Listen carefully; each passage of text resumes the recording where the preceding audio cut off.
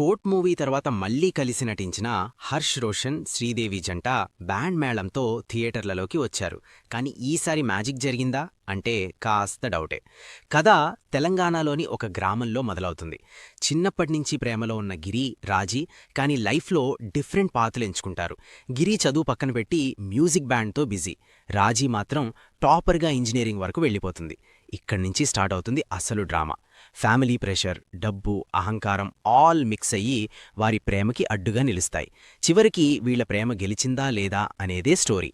కానీ ప్రేక్షకులకు మాత్రం ఇది కొత్తగా అనిపించదు. ఎందుకంటే కథాకథనం చాలా పాతగా ఫీల్ అవుతుంది. ఎమోషన్ కూడా అంతగా కనెక్ట్ కాలేదు. అయితే హర్ష్ రోషన్ తన యాక్టింగ్తో ఆకట్టుకున్నాడు. శ్రీదేవి క్లైమాక్స్లో బాగుంది గానీ పాత్ర కన్ఫ్యూజన్ కనిపిస్తుంది. మొత్తానికి బ్యాండ్ మేళం ఒక అవుట్డేటెడ్ లవ్ స్టోరీగా మిగిలిపోయింది. మీరు చూసారా ఈ సినిమా? మీ ఒపీనియన్ ఏమిటో కామెంట్ చేయండి.